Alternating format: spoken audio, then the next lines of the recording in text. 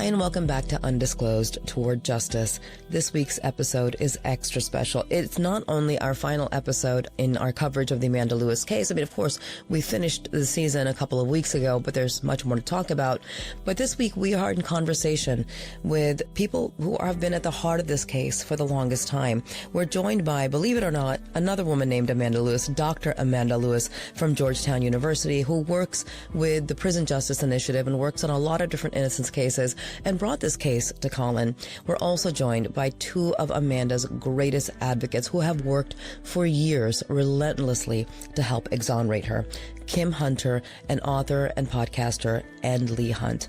Finally, and most importantly, we are joined by Amanda Lewis herself from prison, the woman at the heart of this great injustice.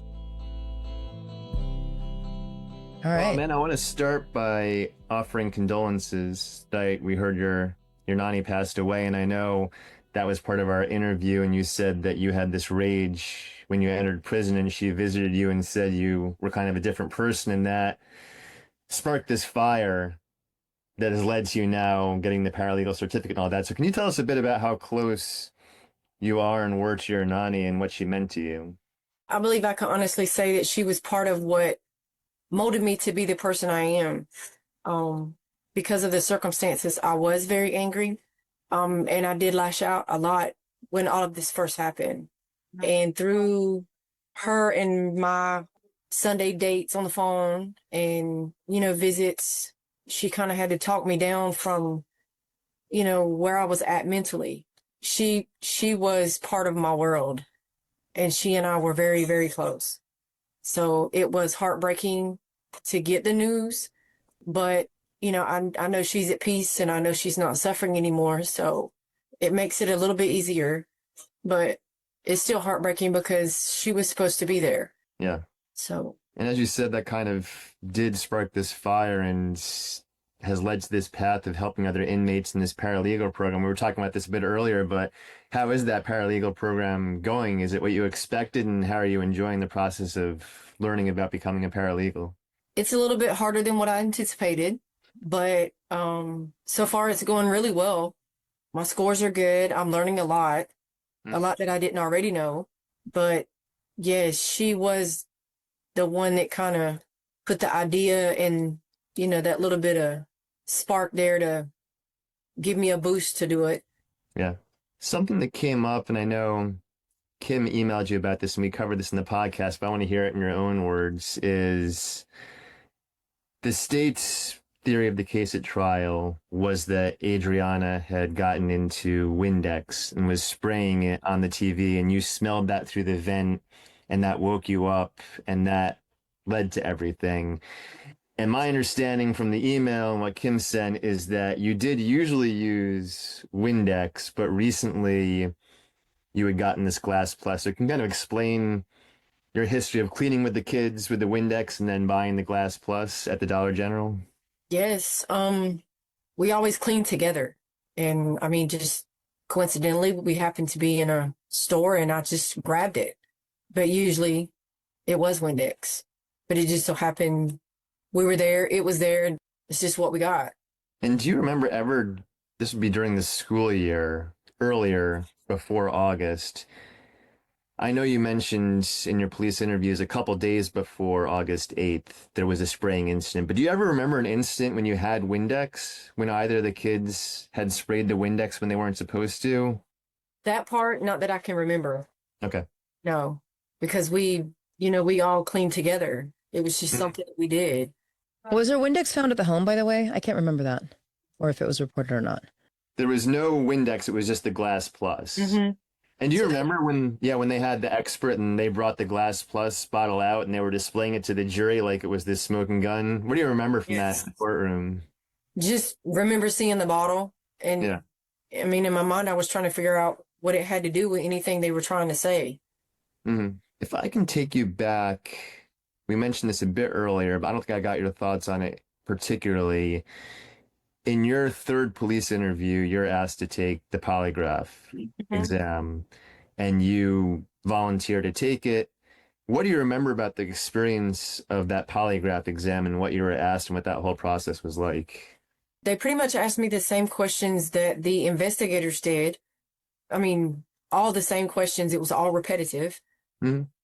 But before we went in, if I'm not mistaken, it was Harry Hamilton that told me, if you take this test and you pass it, then we'll leave you alone. Oh, really? So I took it. Of course, I passed it, and they still, it changed nothing. So he told you before you took the polygraph, if you take this and pass it, we're going to drop the charges against you? Yes. Wow. It was before they even filed any charges. Okay. Right, because they didn't arrest you until... Right. How many days after that police interrogation did you take that polygraph? Do you remember? If I'm not mistaken, it was like 2 or 3 days later. It was right. Everything was just back to back. Do you remember when and how you learned about the results of the polygraph exam? As soon as I finished, the man told me. Oh, right there. Right then and there. And what's your feeling when you learned that you passed the polygraph test? I mean, in my mind, I'm thinking, thank goodness, maybe they'll leave me alone. But it never, I mean, I wasn't worried about it because I knew I didn't have anything to worry about. But, you know, once he said, you're good, you've passed. Yeah. And then I told my stepmom, because she was there with me, and I'm like, thank goodness, maybe they'll leave me alone. But it's like it fueled them even more. Did you know when you got arrested that you were going to be arrested, or did that come out of the blue? It come out of the blue. I mean, I know that they were hounding me, but I never thought in a million years that that would happen. Amanda, I have a question for you. As you're sitting through this trial, what was your sense during the trial? I know it's hard sometimes to read what's happening, like on the face of the jury or how the testimony's landing, but how did you feel? Did you feel like this is going to be okay? Did you feel like the evidence was compelling against you? Did you feel like you were being well defended? What was kind of your sense during that time? I didn't really think I had anything to worry about. I thought that everything was going to be fine. That it was just going to be like go through the motions type thing, because that's what they made me feel like. Your lawyers, your attorneys made you feel like that? Yes. I honestly did not think that the outcome was going to be what it was. Wow. Did your attorneys ever discuss with you trying to transfer your trial out of the area where you lived based upon the press coverage and all that, or was that never a topic that came up? The very first day, I believe that was one of the first things that Walter did ask for. And Allen Register denied it by saying that they could give unbiased opinions.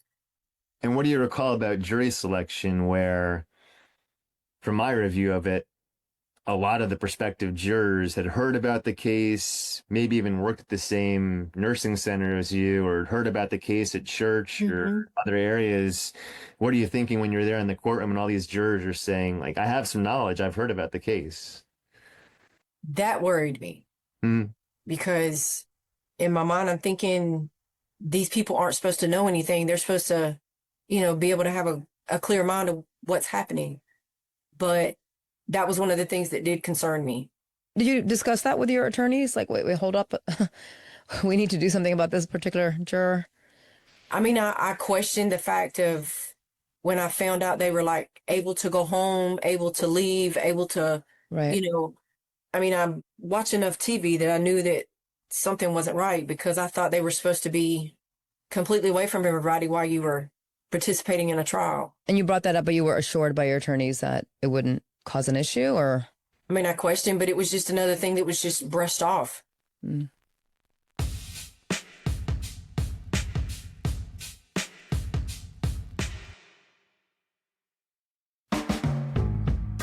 If you are still on the hunt for affordable, unique gifts, look no further. Uncommon Goods takes the stress out of gift giving with thousands of unique, high-quality finds you won't see anywhere else. But don't wait, because the most meaningful gifts get scooped up fast, and now is the perfect time to cross names off your list. Uncommon Goods looks for products that are high quality, that are unique, and often are handmade or made in the U.S. A lot of them are crafted by independent artists and small businesses, and it makes every gift feel meaningful and truly one of a kind. Now, here's the thing. I gifted myself something from Uncommon Goods just a few weeks ago. I got this incredible weighted hoodie. Now, you've heard of a weighted blanket, but step aside weighted blankets. You are no match for the weighted hoodie. I've never seen anything like this anywhere else, and I can't wait to use it all throughout the cozy season. Uncommon Goods has something for everybody, from moms and dads to kids and teens, book lovers, history buffs, diehard football fans, and foodies. I mean, you will find thousands of new gift ideas that you will not find anywhere else. And what's most important to me, honestly, when I shop at Uncommon Goods, is that we are supporting artists and small independent businesses. So don't wait. Cross those names off your list before the rush. To get 15% off your next gift, go to uncommongoods.com/justice. That's uncommongoods.com/justice for 15% off. Uncommon Goods. We're all out of the ordinary.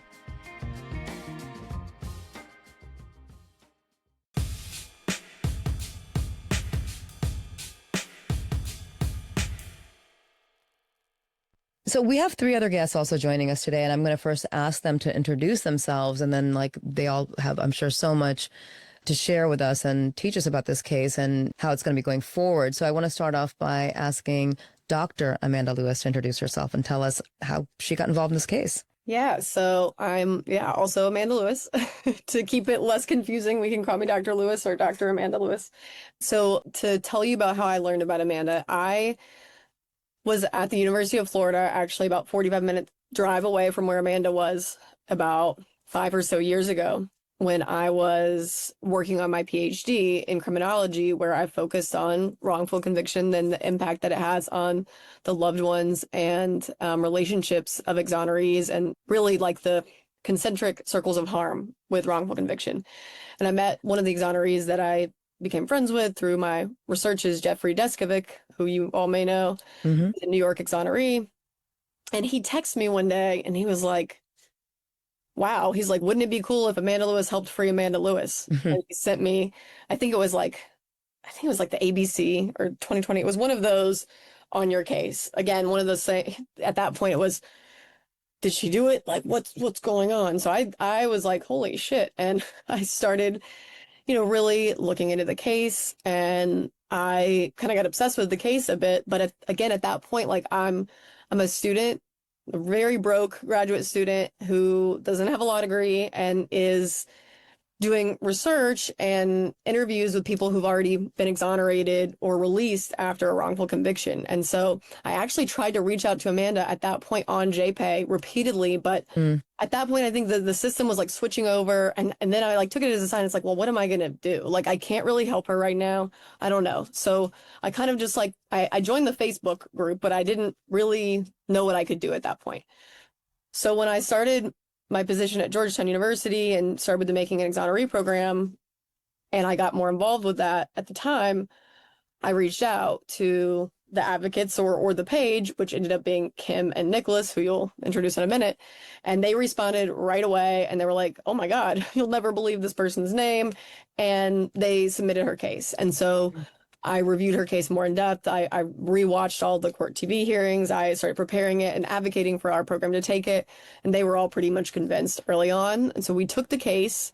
The students worked on it. They made their documentary. And then really, so I support a lot of cases during the semester. And I've actually recently, I've started my own reinvestigation separate from MAE and stepped back because during the semester you support so many cases, you can't really work as in-depth as you would like. So Amanda and I really got way more close after the end of the semester, and we started communicating much more.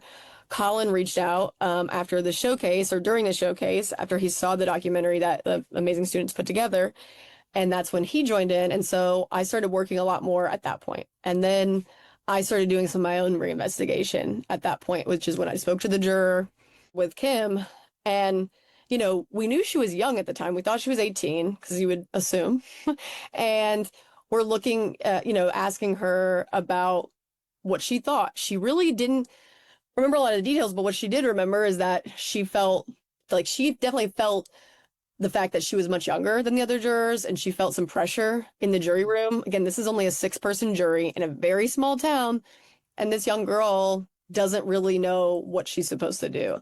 She also expressed in the call, distrust in the police department in that area. She then went on to tell us about how the the lead detective in the case was out in town and she heard him talking outside a grocery store about how Amanda was a drug addict and should never have had kids in the first place. And this is not something that is, first of all, it's not true, and it was never brought up at trial. So immediately when she's saying all this in a very short, like 10-minute phone call, I'm like, all the alarm bells are going off for me. And I'm like, oh my God. It's only after we start looking into her that, of course, Colin discovers that she was actually 17 at the time of trial. And I remember that day, I like got Colin's phone number. I called him like, can we just go like get her? Like, what is the protocol here? Like, What do we do? What do we do? Because this seems like she should be able to come home right now. I mean, that's something that should happen. And then of course, I work in a lot of Florida cases. It's Florida. So no, that's not, there's still more to do. So we've, put all this together and Colin, you've done such a fabulous job with that too. But over the time that I've been working, I've not only become, involved in the case and working on the case, but I've gotten to know Amanda really well. I've gotten to know Kim and Nicholas and all of you really well and gotten just way closer with Amanda. She's introduced me to other amazing women inside whose cases I'm now working on as well.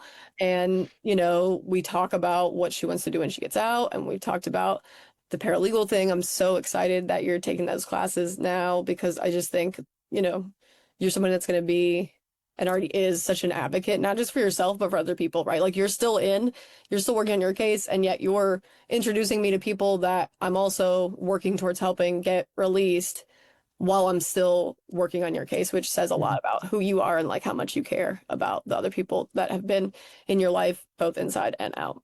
And this will set up the Ernesto podcast. So I guess inmate Amanda now. Dr. Amanda just mentions seeing the coverage of your case on 2020. There was also True Crime with Aphrodite Jones, and then Piers Morgan interviewed you. And so I'm just wondering, going into those interviews and then the final product, how is that whole process of those three shows covering your case over the years for you? I don't know. It's been kind of humbling for one, but I'm just like in awe that so many people, you've never met them, you don't know who they are, you've never laid eyes on them until now, but they do so much to help you and they haven't even met you yet. That's humbling. Amanda, have you been able to actually watch the media coverage, listen to the podcast? I don't know how much access you have to media. No, I haven't. Okay. Yeah. That's often the case with our defendants. Yeah. Unfortunately, they're willing to talk, they're willing to give interviews, but then they have no idea what that looks like in a finished product, and that can make all the difference. I also want to bring to the conversation Nicholas Hunt and Kim Hunter, who are also joining us. And if you guys could please introduce yourself, tell us a little bit about your connection to the case. I'm Endley Hunt. I'm a crime historian from the UK. And, I've written books about school shootings. I'm one of the foremost experts on school shootings in the United Kingdom. And I cover mass shootings predominantly, and it's a very rough subject. And, I'm always looking for different cases. And traditionally within crime historians and certainly writers and journalists, we bag them and go. We spend 4 days on one. We open 50 tabs on our laptops. We write a blog. We Substack. We release, and then we move on to the next one, like so many podcasters with their episodic episodes. But this one was different. I saw it on Piers Morgan. I was unaware of the 2020, unaware of the Aphrodite Jones, which for me sometimes can be pretty exploitive. And Piers Morgan as well, in all of his ego and all of his things that he does wrong, he does make you think. And in that conversation, Amanda herself struck me not just as somebody with great communication skills. And I know that may seem like a weird thing to say now, considering her communication with the police probably could have been better looking back. Don't take that the wrong way, Amanda. But, the way she presented herself to Piers Morgan was firm and strong. And she was a striking looking woman as well. Watching that entire series of Piers Morgan, kind of binging it over the weekend, it was the one case of like the 18 that stuck out to me. And I thought, something stinks about this one. And it took me maybe 5 minutes of internet research, opening up my 35 tabs on my laptop, as any good true crime content consumer does. And I thought, Dr. Amanda said it best, this is bullshit. Something's wrong here. So I went online and had a look around thinking maybe this would be a good book. I'm looking for a second book, something to write about that would really get people talking. And Florida is a fascinating state to people here in the UK. That's one way to put it. For a bunch of reasons. It is a fascinating state. It's got some wonderful things we can celebrate. It has some things in the court systems that we need to put a closer eye on. So I just went online, and I was shocked to find that some of the people who are convicted in the state who were obviously guilty have these huge followings online demanding that they be released. But yet an obvious false conviction, clearly a mistake, only had a few hundred people kind of following on a Facebook group. And I thought, this needs... Oh, interesting. I'm going to dive into this because I've adminned a few over here that I've helped people out. And is there any one thing in your investigation reporting on the case that stood out to you as this is either obviously bad evidence that was presented or something that should have been presented that was not presented at trial? Well, I watched the court TV, started really, really diving in deep to it. Two things struck me right away. Number one, he never says he saw it. He's clearly being coerced. It's that this precious little boy, he's an angel of a face. And here he is. And look, I grew up in San Diego, and I remember being spoken to by police officers, and I was literally pooping myself every time they came near me. I can only imagine how this little boy felt. And he was just an angel in this tiny chair who did nothing wrong. And to me, he was clearly describing CPR. He wasn't in the pool. It was at the pool. He was talking about a hand on the face, her non-dominant hand. It's exactly what you do when you're doing CPR. It was clear as day to me. And then I just saw some overzealous cops diving in and deciding they know what's best. And it stunk to high heaven to me. So I contacted the Facebook group. Kim can talk more about the hassles that her and I both went through. I made a phone call there to Alabama, my first phone call to Alabama. I was so excited. We chatted for ages on the phone. And I said, look, I want to come on board. I'm a bit aggressive, but this needs a little of that. And I wanted to, let's get some freedom of information stuff. It's a sunshine state. This information is available. What have you got? And she said, well, I think this person has it. I think that person has it. There was this other woman who betrayed Amanda's trust in prison. And I said, well, let's go get her. And I just kind of went guns a-blazing because I was kind of pissed off.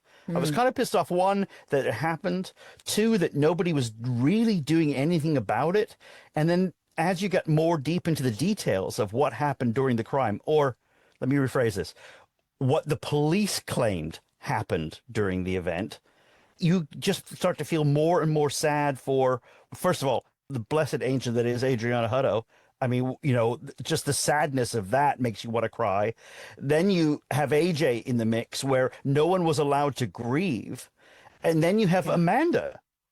She's in prison for something that probably didn't happen. So I was starting to get really angry. And then met Kim, met some others. Not going to talk about them. They're no longer in the picture, thankfully. And then we got hooked up with Dr. Amanda Lewis. And before I knew it, this case took an emotional turn that changed from my, the hard nut that is the crime historian who I've seen millions of murders. I've written books about school shooters. I've chatted to dozens of cold-blooded killers in prison. This one made me cry and cry a lot. And you know what? I said you put it in a bag and you send it away, case after case. This one ain't going anywhere. It's just one that stinks from the start to the end. And a lot of really beautiful people have been hurt here, including the people of Esto, the reputation of Florida. I just can go on and on and on. I got all the freedom of information stuff. I've shared everything with you guys. I love what you're doing. I love your approach. I admire you both greatly, Rabbi and Colin. Working with you has been an honor, and anything I can share that will get Amanda out of prison, I'll do it. And if I have to fly out to New Jersey and knock on Dr. Siebert's door to get him to change his autopsy report, I'll do that. I've spoken to coroners. I've spoken to police. I've made phone calls.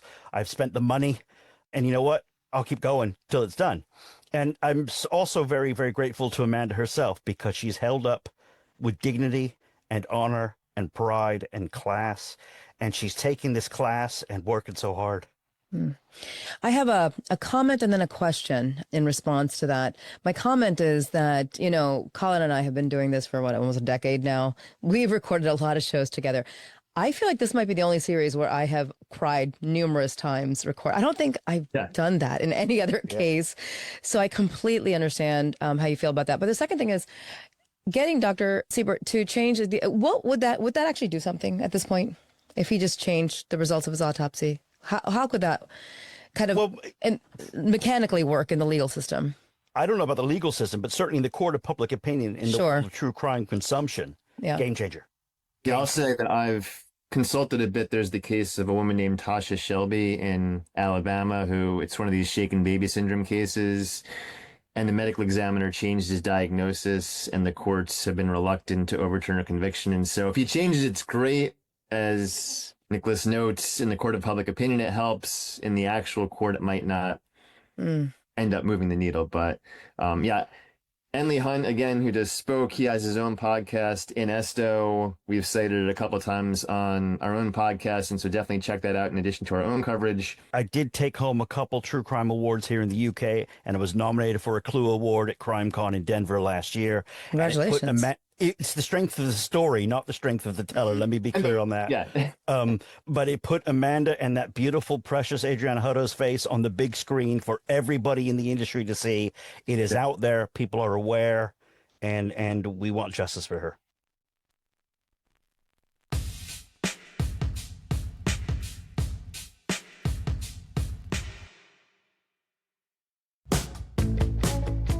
People tell me I'm a pretty good gift giver. I try to be as thoughtful as I can when I give a gift, but every year it gets harder and harder. You run out of ideas, especially for those of you who are like doing your last minute shopping, and like we are in the heat of it right now with holiday season upon us.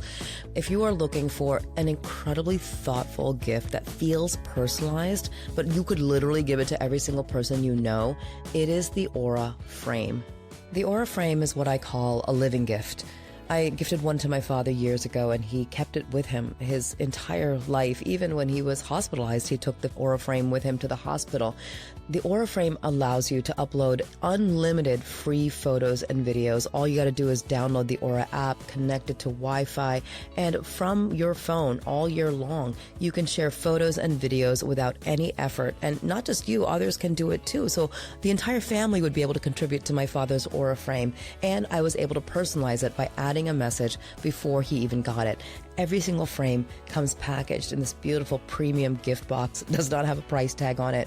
It's just such a thoughtful gift, and it's timeless, it's ever-changing. It's always a source of entertainment and joy. And for a limited time, you can save on this perfect gift by visiting auraframes.com to get $35 off Aura's best-selling Carver matte frames. They were named #1 by Wirecutter by using the promo code JUSTICE at checkout.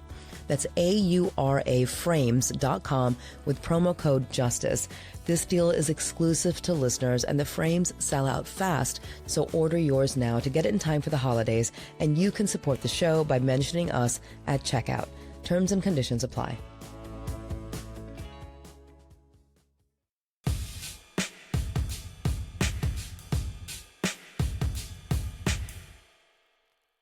And so before getting to Kim, who is the sort of OG on this case, Dr. Amanda has said, yes, completely understandably, this is what brought the case to Undisclosed. Dr. Amanda, if you want to give a shout out to your Georgetown students who worked on Amanda's case and put it on our radar. Yeah, I just want to make sure to give them the credit on how hard they worked. Because first of all, asking, 20, 21, 22-year-olds to delve into something so serious and do what they do in a short amount of time, create such an amazing documentary, which can be found on YouTube, it is a really difficult task. And these students worked incredibly hard. And I just want to make sure that they, I give them their proper shout out, their names. So the undergraduate students are Ellie Sims, Lisa Kennedy, and Esmeralda Vasquez. And then the law student that worked on it was Kristen Abram. So, and fun fact for our listeners, Dr. Amanda Lewis works in the same program as Adnan Syed. Funny enough, from working there, Adnan was actually my student when he was in prison. Oh, that's right. Before he was released, he was your student. So we used to cut up in the back of the stats class when I was just the site coordinator at the, in one of my 5 jobs when I first moved to DC. And when I first came in there and, met all the students, shook everyone's hand, I left, and our director of education at the time, he goes, "Oh yeah, you do wrong conviction stuff, right? That's Adnan Syed." And I was like, what? I was like, wait a minute, because I remember, as you have right behind you, Rabia, that face, right? Yeah. And so I It's like high school looked at him nine. up, Yeah. and I'm like, oh. And he's just, let me just say too, when I hear anyone say anything about him at this point, not just from like an expert standpoint, but from a friend, and I love him, I love his wife, like he is such a genuine human being, and I get like riled up about it personally, because to know Adnan is to just, you wouldn't question. You're going to fight for him. No. You're And gonna I fight want to somebody. see, frankly, I want to see him get more mad, because he's just like, oh, so not, like, Very no. even keel. Yeah. He's a sweet guy. Sweet He's guy. so sweet. So, no, he's the best. So, All right. Back to the subject at hand. And let's get the OG involved now. And that is Kim Hunter. Kim, please introduce yourself to our listeners and tell us how you got involved. It's funny. I was actually thinking about it yesterday, and I wanted to see how long I've been in touch with Amanda. It's been 9 years. I'm going to cry. Sorry. Oh. Okay. So, I do investigations for a living. I mainly on the insurance side. So we investigate insurance fraud. So I like finding clues and figuring out evidence. I like the ID channel, Crime Network. My husband was working night, and I saw Amanda's case on Court TV, and I'm like, doesn't sit right with me. I want to message her. But before I message her, I'm going to do my own research. So it probably 6 or 8 months, I researched her case. I'm like, this is, like they all said, bullshit. Complete bullshit. So I messaged her, and we've been talking for 9 years. I'm going to cry. Sorry. It's all good. I'm pretty sure many of our listeners also cried numerous times listening to this season. Well, it's funny because, like, I started out because it's the right thing to do. When you see something that's wrong, you should help. Whether it's, a fender bender in a car accident or something like this. And I was like, well, how the hell am I supposed to, me, one person, do something? So I started reaching out to people. I got in touch with the Facebook people. Some crazies out there, that's fine. I can't even count the number of emails and calls that I've made for journalists to pick up the story before Nicholas came along. No one wants to talk to me because it's not new and exciting. Well, no, it's not new and exciting, but this poor woman is losing her entire life because she's not new and exciting. Like, how would you feel if it was you or your family member in prison? They're not new and exciting for a news story. That's terrible. Yeah. So when Nicholas came on, I talked to him. We talked for probably 2 hours when he called me. And I asked Amanda to call me, and I said, he's actually a nice guy. But I got a pretty good bullshit meter, and he's actually really nice. I think you should talk to him. So she said, okay. So they started talking, and then it turned into the podcast. And then Dr. Amanda came on, and Nicholas wrote the application for her. And the night of the showcase, I posted it on X. I don't post on X very often at all. And Colin, who I wasn't following and wasn't following me, somehow out of this algorithm wonderful universe saw my post about it and reposted their showcase. And I was like, oh my God. Okay. So I messaged him directly and I said, hey, thanks for sharing. If you know of any attorneys who want to come on and help us, please let me know, because I need somebody to help her. Within 5 minutes, Colin messaged me back and said, I want to help. I don't want anything. I just want to help. And I was like, holy shit. I'm messaging Dr. Amanda. I'm like crying. My husband's like, what's wrong? I'm messaging Amanda. I'm emailing Nick at 3:00 in the morning his time. I'm like, holy crap. Oh my God. Somebody who has some influence somewhere wants to talk to us. Oh my God. Kim, are you saying you had no idea what a big deal Colin Miller was at the time? I wasn't following. It's like that. I wasn't into the podcasting, but now Colin is like my hero. Like, I wasn't into the podcasting. I just, I like to do my own I don't like to listen to somebody else's research to tell me the opinion. So like with this, I wanted to make my own opinion. I didn't want someone to tell me, well, this is why she's innocent. I wanted to know myself because, like I said, her and I have been speaking for 9 years. Amanda's part of my family. I love her, my sister, just because we met in this situation doesn't mean she wasn't meant to be part of my life. She's part of my life. My kids know her. She calls here and they're like, oh, Amanda's on the phone. I mean, I got her a pair of shoes, so because I know she's gonna come home. I got her first Adidas when she comes out, the pink Adidas. I carried them with me in my car. They're up here in the closet. That when we moved up from Alabama, they rode in the car with me so she could have her shoes. But I met her probably 6 years after we started talking. I went to visit her in prison, and it's just prison is not who she is. It's just where she lives right now. It's just one of those things where it's just temporary, and I'm so blessed and I'm so thankful that people listen Because it's not about me, it's about Amanda and her son and her daughter and her whole family. I mean, and besides Amanda, there's so many people that are in jail and don't have anybody to speak up and don't even know where to go because everything costs money.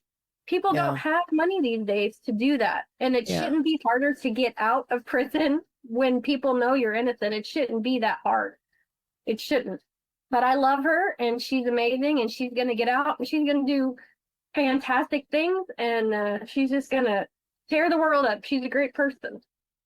And Amanda, how does it feel to have Kim in your corner for the past 9 years, fighting for you through the ups and downs and talking about her love for you and how she considers you a sister?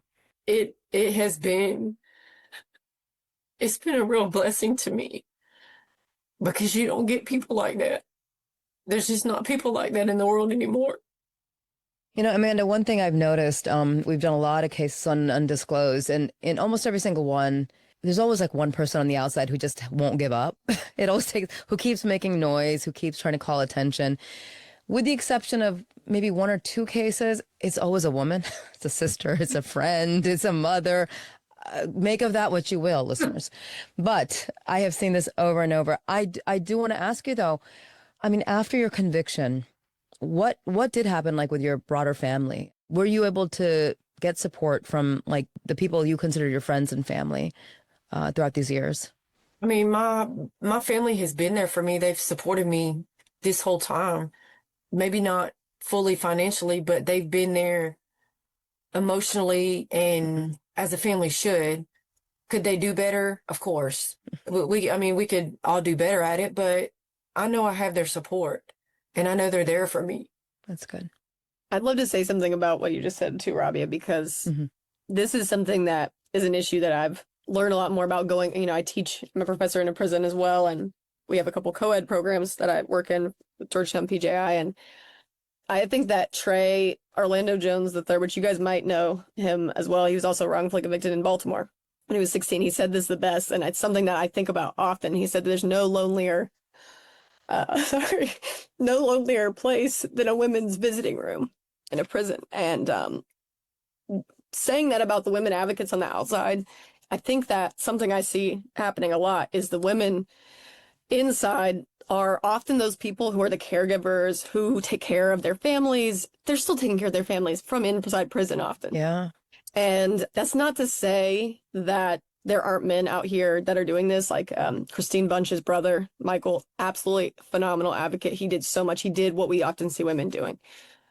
However, I do think that it is often that women don't get as much attention. They don't get as much support. And when you see these women, these girlfriends, these mothers, these sisters, the friends fighting very hard for the men inside, and I think our men can do better on the outside. I think other people can do better. And so that's something I think we need to pay more attention to. We need to have more programs for women. We have the fastest growing group of people that are incarcerated in this country is women. And there's just not enough support. And I'm watching it right now in the prison that Amanda used to be in, Lowell. It's very bad. It's really, really bad. And there's just so much there that I don't know. And so Kim, and let me just shout out Kim too. Like, I think our group, we're all very, very different.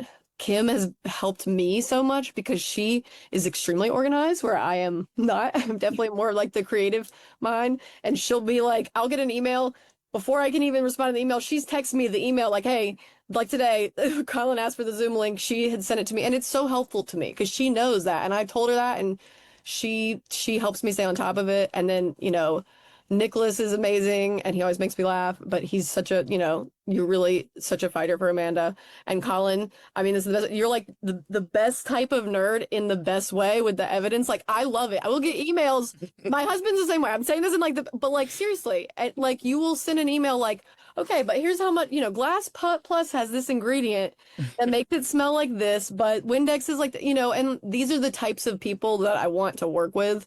You know, and I have so many people at Georgetown like this as well, but like this is the type of thing where you need a group of people like this that complement one another and that will do the work that is so necessary. And yeah, I don't need to take any more time on my soapbox, but I just really, I appreciate all of you. And I think that really, and I hope you don't take offense that on, you're amazing. And also confident. Like I remember the first time we met, Amanda goes, I love him. He was like, he's so he's quiet, but he's confident. And like, I know he knows what he's talking about and like kind of smooth. And I'm like, yes. And like, as I've gotten to know you, like you are. And Colin's got his own groupies. Let's make I believe it. I believe it for real. He's going to have more. He's going to have more after this one for sure. 100%. He'll have way more after this. But I just love it. And I just appreciate you guys. I got to weigh in there too on Colin, which has been kind of a cool thing, is that it's not that I have a bad impression of academics, but I work with an awful lot of them. And sometimes they only like to work with each other and very rarely call out people who are journalists, or in Kim's case, you know, she's an investigator from an insurance world, but her abilities and skill, and, you know, she's the spark plug. And I say little because she is tiny. If you ever get a chance to see a photograph of her next to Amanda in prison, I mean, Amanda, you know, you look like a giant next to you, which is really, really funny. And it makes us laugh. Vertically challenged. Yeah. And you know what? Look, you know, I'm just a guy who writes from the UK. I am thousands of miles away from this, and working with you, Colin, in some of the email exchanges when you send them over to us and said, do I see this right? Do you have it the same way? And immediately I read what you wrote and thought, no, actually, I agree with you from a totally different perspective, from a totally different continent. We agreed on so many things. And it just, again, I think when you came on the scene, Kim and I had a video chat. We're virtually crying to each other, said we did it. We cry a lot. We cry all the time. So that's my take. It's one of those things where you finally have just a little bit of relief, like, oh my gosh, somebody's listening to us. Yeah. And these are like people that can make a difference. Like, you know, wow, this is amazing. And I'm so thankful. Like, Nichols has spent thousands of his own dollars to help with this case because he cares, not because of a story. It might have started out one way, but then I said, you'll meet her, you'll understand, and you'll change your mind. He's like, I got to be impartial. I'm like, it won't work like that with this case because you'll love her. Yeah, but with the you know, transition rate between pounds and dollars, it's only like 50p, so it's not that bad. Ouch, that money got burned. It's the money you spent that got the trial transcripts that's a big part of the current appeal. So, but money well spent. You know, people spend thousands and thousands of pounds or dollars on the hobbies. I know a guy who spent $900 on a golf watch. Well, okay, I spent $309 on getting someone freed from prison. So 1-0 to us, right? Yeah. Right. It was a little more than $300, but that's okay. Stop it. Look, it's not important. You're amazing. You're amazing. Stop it.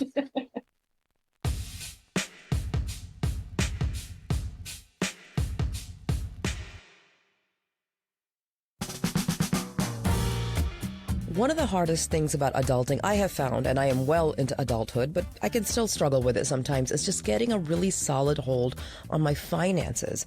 I mean, do you ever feel like your money just disappears every month? That's because it's so easy to overspend. Because look, nowadays, a lot of us are spending money from our phones. One click here, one click there, and we don't even remember what we spent it on. We don't remember the subscriptions we had. And, you know, you order takeout like it's nothing. And before you know it, you're at the end of the month and you're like, where did all the extra money I should have go? That's where Rocket Money comes in. Rocket Money helps you rein it in by showing where your money is going and helping you to make better decisions so you can keep more money in your pocket. Rocket Money is a personal finance app that helps find and cancel your unwanted subscriptions. It monitors your spending and helps lower your bills so you can grow your savings. When I signed up for Rocket Money, I was surprised at the fact that I had multiple subscriptions to the same services connected to different email accounts, and a couple of them connected to different bank accounts, and I had just forgotten. I'm not kidding. But Rocket Money showed me all my expenses in one place. It showed me those subscriptions I had forgot about, and it helped me cancel those subscriptions. Their dashboard lays out your total financial picture, including bill due dates, paydays, and it's in a way that's easy to digest. It makes it easier to adult. You know, when you have that one big thing you gotta do, like as a grown-up, you don't feel like doing it, Rocket Money makes it so much easier to get a handle on your budget. And if you have a goal that you want to save for, Rocket Money can help analyze your accounts and help find the best time each month to put a little extra money aside. Believe it or not, they will also negotiate lower bills for you. That's because the app automatically scans your bills to find opportunities to save, and then it goes to work to get you better deals. They will even talk to customer service for you, so you don't have to. Rocket Money has saved users over $2.5 billion, including over $880 million in canceled subscriptions alone. That includes my canceled subscriptions. Their 10 million members save up to $740 a year when they use all of the app's premium features. So cancel your unwanted subscriptions and reach your financial goals faster with Rocket Money. Go to rocketmoney.com/justice today. That's rocketmoney.com/justice. rocketmoney.com/justice.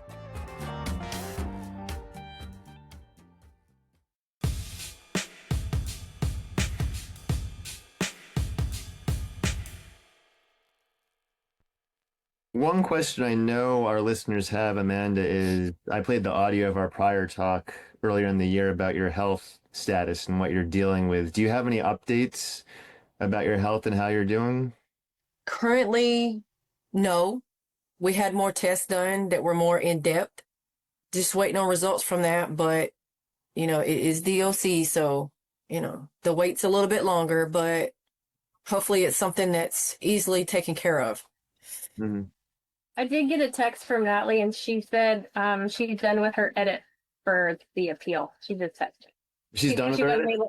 Yeah, she wasn't able to get on the call. So, I'm the thorn in your side. I'm going to keep poking. So I messaged her to ask her when she was filing it. She said, or is she said she's done. She made an edit last night. She's doing her final review today. And that's another thing. Like, when you want to help someone, I don't want to be the person that I'm not necessarily false hope. I'm a very hopeful person. I know she's coming home. I 100% know she's coming home. I just don't know how soon. So when you're telling her, hey, I got you an attorney, until that attorney shows up with a letter of rep, it's not real. And until, the appeal gets filed, it's not real.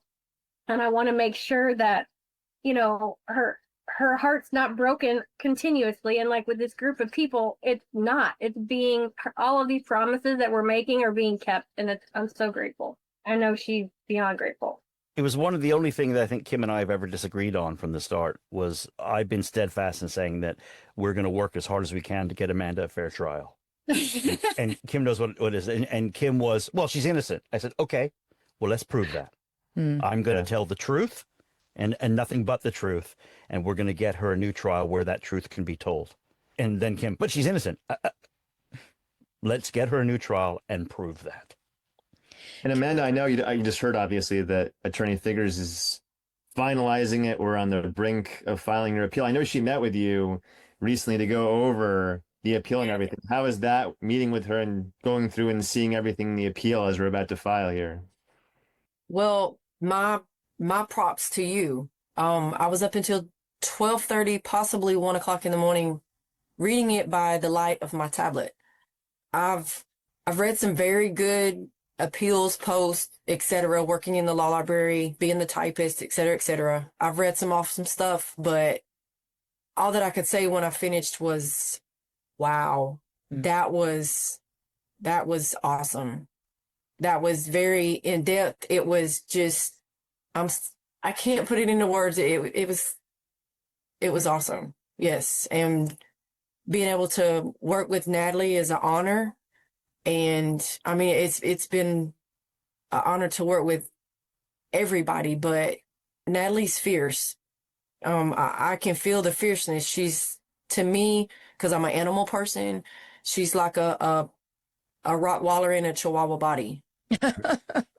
She's Colin, by the time we air this, which I think will be about in a couple of weeks after we record this, will the appeal have been filed by then? It seems like that's what we're hearing. It sounds like, from what Kim just said, that Natalie's about to file it either today or tomorrow. Okay. So yeah, it should. Yeah.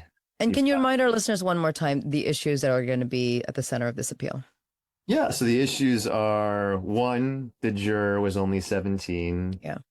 2, Judge Register removed the juror despite finding he was qualified to serve. 3, he did so without Amanda present or telling Amanda. And then 4, what Dr. Amanda recorded, which is the juror saying, at the grocery store, I overheard Mike O'Reilly making these slanderous comments, obviously, that were not true, but certainly would weigh upon a 17-year-old. I want to follow that up with a question that I know I hear this all the time. I'm not asking this question because I'm asking this question. I'm asking this because I hear this all the time, which is, well, these are all like technical issues.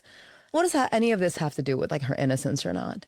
Right? These are just technicalities. I hear this all the time, and it burns me up because technicalities are your due process. That's what you're entitled to, so you get a fair trial, and people dismiss it as technicalities. But in a case like this, and let's say this appeal is able to get the conviction overturned, God willing, or inshallah, as my people like to say, then, you know, to Nicholas's point, then maybe Amanda would get a chance to then actually prove actual innocence in court of law. Or, Amanda, I guess maybe I ask you, what is the hope then that if the conviction is overturned, that you get a new trial? Would you want a new trial? Would you hope that the state would agree to just kind of like, I don't know, dismiss the charge at that point, or offer some kind of a plea? Any and all of the above? I think for me, it's probably going to be any and all of the above. Yeah. Because being where I am now and knowing what I know now and understanding the law better, because then I didn't. I was very, very green, never been in trouble. So I did not know what was really, truly happening. But now that I do and I've learned, and I guess the independent part of me, I want to prove I'm innocent. I want them to know you're wrong. I didn't do this. I'm not this type of person. I'm not this monster you made me. I want to prove all of it. So I think for me, it's probably any and all of the above.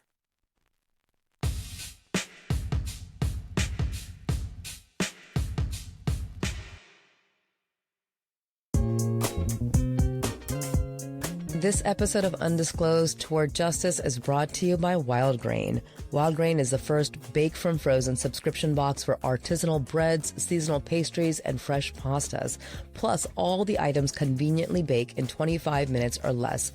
Unlike a lot of store-bought options, Wildgrain uses simple ingredients you can pronounce and a slow fermentation process that's easier on your belly, and it's richer in nutrients and antioxidants. Wildgrain's boxes are fully customizable, and they're constantly adding seasonal and limited-time products for you to enjoy. In addition to their classic box, they now feature a gluten-free box and a plant-based box. I have been a fan of Wildgrain products for years, from when they first became a sponsor of our show years ago. I'm so glad they're back.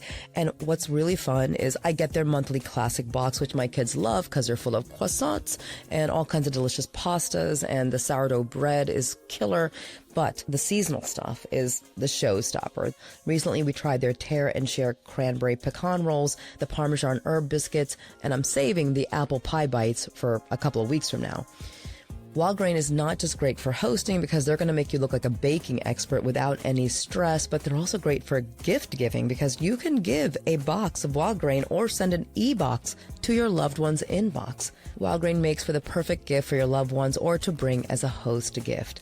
Now, for a limited time, Wildgrain is offering our listeners $30 off your first box, plus free croissants in every box. They're the best croissants ever. When you go to wildgrain.com/justice to start your subscription, you heard me. You get free croissants in every box and $30 off your first box when you go to wildgrain.com/justice. That's wildgrain.com/justice, or you can use promo code justice at checkout.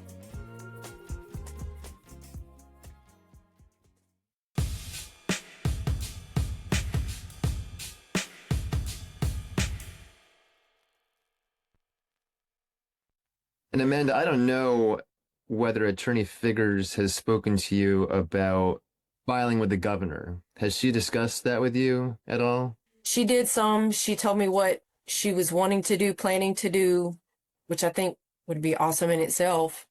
Yeah, and so for the listeners, what Attorney Figures wants to do, what I'm working on currently and Team Amanda is working on, is in addition to filing in court, Governor DeSantis has his term end in early 2027. And at the end of their term, a governor will often issue pardons, commutations, etc. And so to Ravia's point, we have the legal issues in court, which of course are very important, go to constitutional rights. But beyond that, we're putting a package together to Governor DeSantis asking for either a pardon or a commutation of sentence based upon actual innocence. And you might wonder, will that work? Rocky Myers, whose case we covered, we did a similar thing to Governor Ivey in Alabama.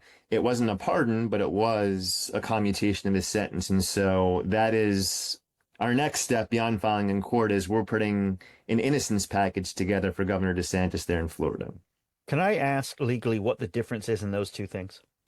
So if the court reverses Amanda's convictions, her convictions are thrown out, and then to Rabia's point, the state might want to try to take it back to trial or offer a plea deal, and there's some tough choices there. If Governor DeSantis were to issue a pardon on innocence, that's it. Amanda is declared actual innocent and she's done. And if he commuted the sentence and said time served, then again, the case could never be taken back to trial, or there's no plea deal. It's just done. Amanda is free and she can go about her life. And so, Amanda, that's what we're working on now, is we're gonna hustle and try to put together this package. And as our listeners have heard over the course of this series, beyond the legal issues, there are a ton of pieces of evidence pointing towards the factual innocence here. In my podcast, Inesto, again, I'm not a legal mind. I focused on what the court of public opinion would see in this evidence.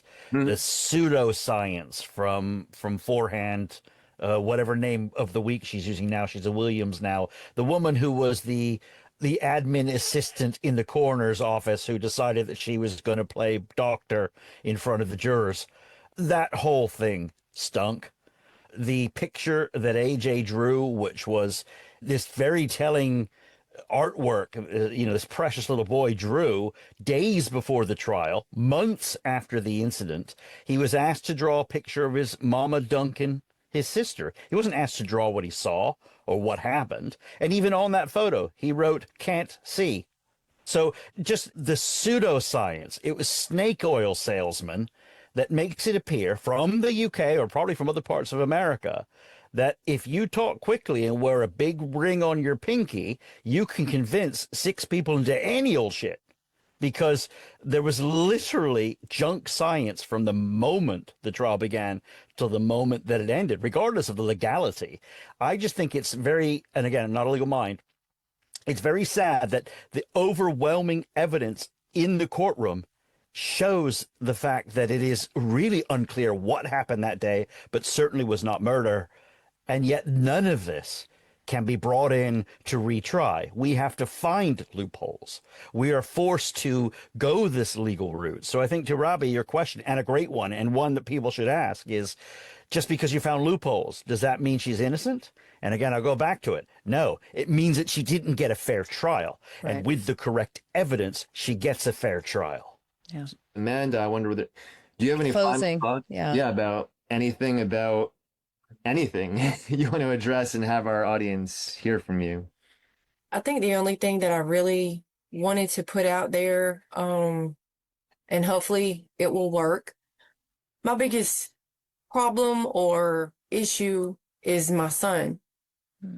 And things have been told to him. He's seen and heard things that are just so not true. I just want him to know that no matter what happens, no matter what outcome, that I love him and I am so, so very proud of him. And not one day has ever passed that I have ever had any feelings about what has happened. Because he was a baby, it was not his fault. He was used by people that had other agendas to do what he did. And nothing about it is his fault. Ooh, well, making us all cry at the end, Amanda. Thank you very much for that. But that was a beautiful message. I want to thank all of our listeners for being with us throughout this series. And, Colin is on it. Nicholas is on it. Dr. Amanda's on it. Kim is on it. And, Kim, I wanted to say something else about the cases where we have successfully seen people exonerated. Number one is having that advocate on the outside that never gives up. But the second thing is the never gives up part. And I do believe, as you believe, that Amanda will come home and put on those shoes and be in your lives on the outside of prison, because it's the persistence. It's the persistence. The people on the other side are going to come and go. But the people who are supporting you are here to stay. And that's what makes all the difference. So thank you all for also joining us. Thank you for everything you've done for Amanda and just for justice and being truth tellers. Thank you, guys. Thank you, Rabia. Thank you, Colin. Thank you so much. Robbie doesn't know anything about that persistence, huh? Yeah, I was gonna say, yeah, she knows a little bit about Time flies when you're focused, man. Time flies when you have a mission. And But anyhow, we got the UK to show Amanda as well. I got a plane ticket waiting for us. So get on the sneakers. Yeah. Hop on the plane. We're going to take you to the Cotswolds. We'll drop in on who's live up there. I think loads of Americans left America a couple of years back. Not sure why. why? And we'll take you around the Cotswolds and we'll show you some properties and we'll get you a pint of Guinness. You taking refugees right now, Nicholas? Is that what you're saying? All right, guys. That's a tough subject here in the UK. Don't mention that. Oh, that's anyway. true. All right, guys. Thank you guys so much. And Amanda, it was lovely to meet you.